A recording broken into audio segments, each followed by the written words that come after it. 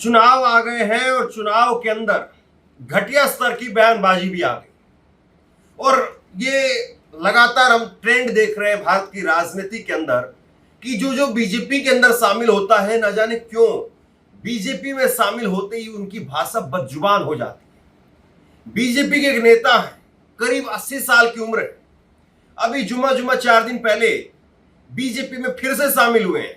फिर से मैं इसलिए कह रहा हूं क्योंकि ये पहले पुराने भाजपाई थे, बीच में नई पार्टी बनी तो दूसरी पार्टी के अंदर चले गए, अब फिर से भाजपा के अंदर और इनकी एक बेहद बदजुबानी का वीडियो निकल करके सामने आया है, वो मैं आपको दिखाऊंगा। और दूसरी तरफ कांग्रेस के एक नेता ने एक टीवी चैनल पर डिबेट के अंदर कुछ कह दिया तो उसको लेकर के टीवी चैनल को नोटिस भेज दिया गया है ना, कमाल की बात। तो दो बड़ी खबरें, इन पर हम चर्चा करेंगे। हरियाणा के अंदर विधानसभा का चुनाव है और हरियाणा विधानसभा चुनाव को लेकर के बीजेपी और कांग्रेस दोनों एक दूसरे को टक्कर दे रही है, लेकिन ऐसे में बीजेपी में अभी अभी शामिल हुए हैं, आप स्क्रीन पर देखिए, ये रामकुमार गौतम इनका नाम है और रामकुमार गौतम का जो है वो बयान निकल करके सामने आया है। इनका एक बेहुदा बयान आप कह सकते हैं, वो निकल करके सामने आया है और इन्होंने जो है वो कहा है कि जो मेरा साथ देगा उसको बल मिलेगा और जो मेरा साथ नहीं देगा उसका बीज भी नहीं जामेगा। तो ये बात इनकी तरफ से कही गई है कि जो मेरा साथ नहीं देगा उसका बीज भी नहीं जामेगा। अब हरियाणा के अंदर बीज भी नहीं जामेगा, इस कहावत का मतलब होता है कि तुम्हारा वंश आगे नहीं चलेगा, तुम यहीं पर हो और यहीं पर खत्म हो जाओ। अब बताइए, कोई चुनाव में इस प्रकार की बातें करता है क्या? चुनाव तो लोग इसलिए लड़ते हैं कि हम आपके लिए और खुशहाली लेकर के आएंगे और अच्छा काम करेंगे और विकास करेंगे, इसलिए जो है वो चुनाव लड़ा जाता है। लेकिन इनकी बदजुबानी को क्या ही कहें, हालांकि इनके बहुत सारे किस्से मशहूर हैं, लेकिन अभी जो इन्होंने बयान दिया है हरियाणवी में है। लबोलबाब यही है कि जो मुझे साथ देगा, जो मेरे साथ खड़ा होगा उसको बल मिलेगा, उसको ताकत मिलेगी, और जो मेरा साथ नहीं देगा उसका बीज भी नहीं जामेगा, यानी आगे उसका वंश नहीं चलेगा। और जो मेरा साथ देगा उसका आगे फल लगेगा, जो मेरा साथ नहीं देगा उसका बीज जाम दे, तो मेरे को बता दियो। अब सवाल ये है कि ये बीजेपी में आते ही जो है वो क्यों आखिरकार ऐसी बदजुबानी शुरू हो जाती है, और क्या चुनाव आयोग ऐसे बयानों को देखता है क्या? क्योंकि चुनाव आयोग तो हर छोटे बड़े बयान पर अब संज्ञान ले सकता है। हरियाणा में आचार संहिता लगी हुई है, चुनाव 4 अक्टूबर को वहां पर वोट डाले जाएंगे और 8 अक्टूबर को गिनती होगी वोटों की और पता चलेगा किसकी सरकार बन रही है। और ऐसे नेता जो किसी के बीज जामने की बात कर रहे हैं या कह रहे हैं कि वो बीज नहीं जामेंगे, इस तरह की जो बातें कर रहे हैं उनको लोग कितना जो वोट देंगे ये पता चल जाएगा। लेकिन सवाल ये भी है कि क्या बीजेपी के लोग कांग्रेस की लिस्ट आने से बुखला गए हैं? और कांग्रेस ने जिस तरीके से सोच समझ करके अपनी लिस्ट जारी की है, 31 कैंडिडेटों की और बाद में एक और विधायक को टिकट दिया गया, यानी टोटल 32 कैंडिडेट की लिस्ट जारी की गई है, तो उससे बीजेपी परेशान है क्या? इस पर आगे बात करेंगे, लेकिन एक खबर मैं आपको और दिखाता हूं। कांग्रेस के प्रवक्ता है सुरेंद्र राजपूत।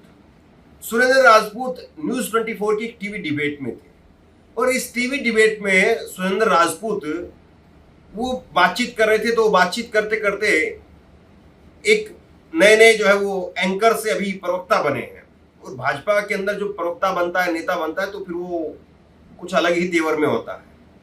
आप जानते होंगे प्रदीप भंडारी, ये प्रदीप भंडारी का भी बेहद बेहुदा, बेहद ही गंदा, जब वो एंकरिंग कर रहे थे, अपने आप को पत्रकार के तौर पर देखते थे, जब वो एंकरिंग कर रहे थे तो एक ऐसा शब्द उन्होंने बोला जो मैं स्क्रीन पर बोल नहीं सकता। आप सोचिए कि जो लोग ऐसी बात करते थे आज वो भाजपा के अंदर शामिल हो गए, भाजपा में शामिल होने के बाद दूसरे लोगों को परिवारवादी कह रहे, और जब वो परिवारवादी कांग्रेस के नेताओं को कह रहे थे तो कांग्रेस के प्रवक्ता सुरेंद्र राजपूत ने उनसे पलट करके कह दिया कि भाई जिनका परिवार है उनका परिवार आगे बढ़ेगा, चाहे उसमें राजनाथ सिंह है, चाहे उसमें अमित शाह है, उनका परिवार आगे बढ़ रहा है। और जिन्होंने अपना परिवार ही आगे नहीं बढ़ाया या जो रंडवे रह गए, रंडवे शब्द का जो उन्होंने इस्तेमाल किया, रंडवे का मतलब ये होता है कि जिन्होंने शादी नहीं की। अब मनोहर लाल खट्टर जो है वो आरएसएस के प्रचारक हो गए थे, तो मनोहरलाल खट्टर जो कि हरियाणा के पूर्व मुख्यमंत्री रहे, उन्होंने शादी नहीं की। तो अक्सर उनके लिए कह दिया जाता है कि ऊपर भी ऐसी ही सरकार है और नीचे भी ऐसी ही सरकार है। ऊपर यानी नरेंद्र मोदी और नीचे जो है वो फिर मनोहरलाल खट्टर की सरकार। हालांकि मनोहरलाल खट्टर अब चले गए हैं, दूसरे नायब सिंह सैनी आ गए हैं। लेकिन सवाल इस बात का है कि ये उन्होंने प्रधानमंत्री का नाम भी नहीं लिया और फिर इसके बाद में चैनल को नोटिस भेज दिया गया और बाकायदा न्यूज 24 को अपनी तरफ से अब इस पर सफाई जो देनी पड़ी है। न्यूज 24 ने अपनी सफाई में क्या कुछ कहा है इस पर हम बात करेंगे, लेकिन आप जरा एक बार देखिए कि क्या कुछ जो है वो हुआ था और क्या वाकई जो है वो इस पर आपत्ति जताना सही है क्या। जिसका परिवार होगा उसका आगे चलेगा। राजनाथ सिंह का परिवार है, आगे चल रहा है। हे भगवान, कैसे शब्दों का इस्तेमाल? नहीं सुन लीजिए, भाजपा में जिसका परिवार है उसका आगे चलेगा। जो अपनी बीवी को ही छोड़ के भाग गया होगा तो उसका परिवार क्या चलेगा? सुरेंद्र भाई, मानक जी, ये क्या तरीका है बात करने का? ये कोई सड़क छाप में है कि कोई नेशनल टेलीविजन ये कौन सा तरीका है? मैंने कौन सी गलत बात कही? तलाक पर आप बात करते हो। मैंने बिल्कुल नहीं पर्सनल नहीं कर रहा, मैंने किसी का नाम नहीं लिया, मैंने किसी का नाम नहीं लिया। की ये संस्कृति है कांग्रेस पार्टी की। और समझ लीजिए, प्रधानमंत्री अगर राहुल गांधी और सोनिया गांधी को इसके ऊपर आप हमला करेंगे। अब इसमें बड़ी बात यह है कि जैसे ही न्यूज 24 पर यह बात कही गई उसके बाद में देखिए न्यूज 24 को सफाई देनी पड़ी है। न्यूज 24 ने यह सफाई दी है और न्यूज 24 ने इसके बाद में लिखा है, हमारे कल के एक डिबेट शो में राष्ट्र की बात में कांग्रेस प्रवक्ता सुरेंद्र राजपूत ने बीजेपी प्रवक्ता प्रदीप भंडारी के साथ में बहस में अभद्र भाषा का इस्तेमाल किया। हमारे एंकर मानव गुप्ता ने तुरंत इस पर ऐतराज भी जताया और सुरेंद्र राजपूत को ऐसा करने से रोका भी। हमारे चैनल और हर डिबेट की पॉलिसी है, हम किसी को भी अन्य पैनलिस्ट या अन्य नेता के खिलाफ निजी टिप्पणी करने की इजाजत नहीं देते हैं। सुरेंद्र राजपूत के उस बयान से हम खुद को अलग करते हैं। तो कमाल की बात यह है कि अब न्यूज 24 ने इस पर सामने आकर के सफाई देनी पड़ी है। सोचिए कि कहां से अभी भी प्रेशर चल रहा है, मतलब मीडिया जो भी अपने आखिरी दौर में है उसको फिर भी मैनेज करने की कोशिश हो रही है। जबकि इसको लेकर के सुप्रिया सुनेत ने लिखा है, कल शाम को एक शो में बिना नाम लिए पत्नी छोड़ के भागने पर कुछ गर्मागर्मी हो गई। बीजेपी ने उड़ता तीर पकड़ लिया प्रधानमंत्री के लिए ऐसे सब और कहा कि प्रधानमंत्री के लिए ऐसे शब्दों का प्रयोग गलत है। पर प्रधानमंत्री का नाम किसने लिया? फिर बीजेपी ने मोदी को ही क्यों समझा? सुनने में आ रहा है कि न्यूज 24 को नोटिस दे दिया गया। मतलब कांग्रेस यहाँ पर चुटकी ले रही। कांग्रेस कह रही कि शो था, एक डिबेट थी और उस डिबेट के अंदर गर्मागर्मी हो गई और उसमें पत्नी छोड़ करके जाने वाला जो एक शब्द है यानी रंडवा शब्द जो है इसको इस्तेमाल किया गया और अब उसको बीजेपी प्रधानमंत्री के साथ जोड़ रही। जबकि सच्चाई ये है कि कहीं पर भी उस डिबेट में प्रधानमंत्री के बारे में तो कुछ कहा ही नहीं गया था। तो कुल मिलाकर के जिस तरीके से ये बयानबाजी निकल करके सामने आ रही है, चुनाव है और चुनाव में कहा जाता है कि राजनीति जितनी गंदी ना हो उतना कम है। चुनाव में राजनीति बहुत गंदी हो जाती है और इसका उदाहरण हम मोदी जी के तौर पर देख चुके हैं, जब उन्होंने लोकसभा चुनाव में अपनी हार को देखते हुए मटन, मछली, मुजरा, मुसलमान, घुसपैठिया हर चीज को बोल दिया था। तो चुनाव में इस प्रकार की बातें अब देखते हैं कहां से कहां तक आती हैं। अब बड़ा सवाल ये है कि क्या ये सारी खीस इसलिए भाजपा नेताओं की निकल करके सामने आ रही है, भाजपा प्रवक्ताओं की इसलिए निकल करके सामने आ रही क्योंकि कांग्रेस में उस तरह की बगावत नहीं हुई है।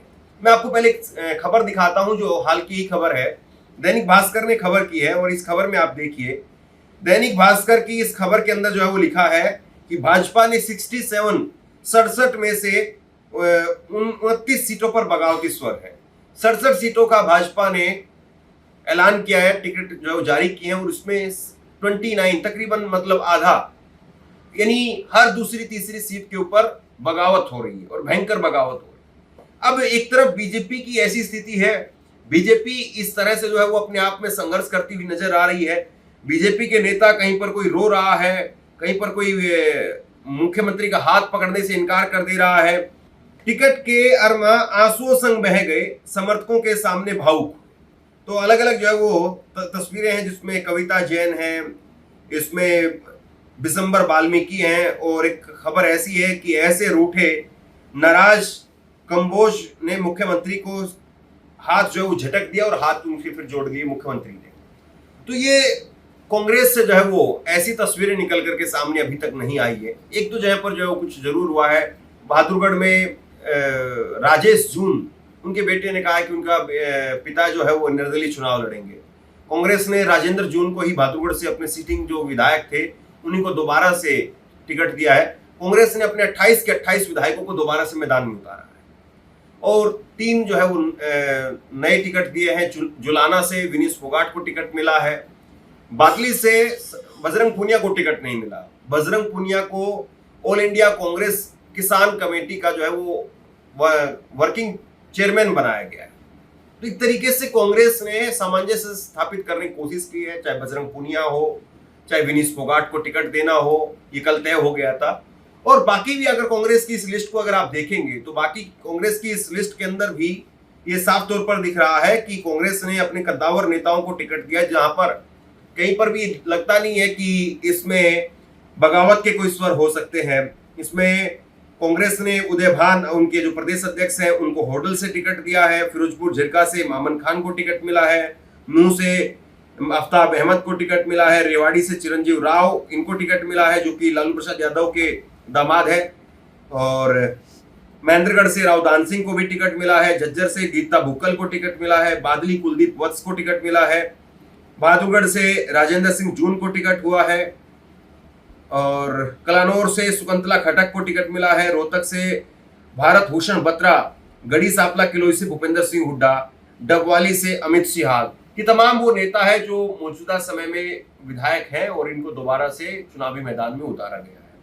कांग्रेस ने एक मैसेज देने की कोशिश की है कि हमारे विधायकों ने अच्छा काम किया और कांग्रेस ये भी सोच रही है कि पिछली बार जब हम बिल्कुल तैयारी के साथ में नहीं थे तब भी इन्होंने अपनी सीट को बचाने का काम किया, अपनी सीट निकाल करके लेकर के आए, तो अब की बार ये सीट फिर से निकाल सकते हैं। कांग्रेस ही मान करके चल रही है। कांग्रेस ने अपनी इस लिस्ट में जो 33 कैंडिडेटों की लिस्ट जारी की है, इसमें करीब 12 जाट हैं, 8 SC हैं और इसके बाद में 3 OBC भी है, 3 मुस्लिम भी है।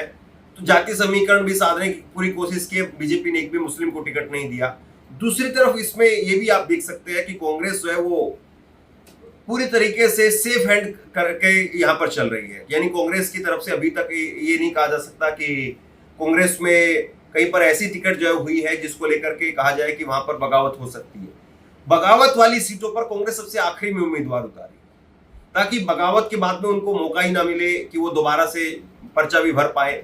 हालांकि अब देखते हैं चुनाव जो कितना ऊपर चढ़ता है, लेकिन कहीं ना कहीं ये साफ है कि बीजेपी जो है वो अब कैसे इससे आगे निकलेगी और बीजेपी से आगे कांग्रेस अपने आप को रख करके दिखा रही है। कांग्रेस में सिर फुटबॉल की बात करें तो वो भी नहीं दिखाई दे रहा है। कांग्रेस के अंदर कहीं ना कहीं जो स्थिति है वो भी काफी सहज दिखाई दे रही है। और इसके बाद में एक बड़ी चीज ये भी दिखाई दे रही है कि कांग्रेस इस वक्त में फूंक फूंक करके कदम रख रही है। एक एक कैंडिडेट को या एक एक जिले में 2-2, 3-3, 4-4 जो है विधायकों की टिकट भी कंफर्म हो रही है, तो उसके लिए भी काफी माथापच्ची चल रही है। पहले कई दौर की बैठकें हुई जिसमें राहुल गांधी मौजूद थे, मल्लिकार्जुन खड़गे, तमाम कांग्रेस के नेता मौजूद रहे और कल की जो बैठक हुई इसमें सोनिया गांधी भी मौजूद रही। तो इसी से आप समझ सकते हैं कि कांग्रेस की अभी स्थिति क्या है और कांग्रेस किस तरीके से इस चुनाव में आगे बढ़ रही है। बहरहाल लेकिन जिस तरीके से अभी चुनाव के अंदर नेताओं की बयानबाजी निकल करके सामने आई है, क्या चुनाव आयोग को इस पर एक्शन लेना चाहिए कि आप किसी के बारे में, किसी के वंश के बारे में ऐसे से बात करें? क्या ये बयानबाजी सही है? आप क्या सोचते हैं नीचे कमेंट बॉक्स में लिख करके बताइए। इस वीडियो को शेयर कीजिए, लोगों तक पहुंचाइए और इसी तरह की तमाम खबरों के लिए ऑनलाइन न्यूज इंडिया को सब्सक्राइब कीजिए। आपका बहुत बहुत धन्यवाद।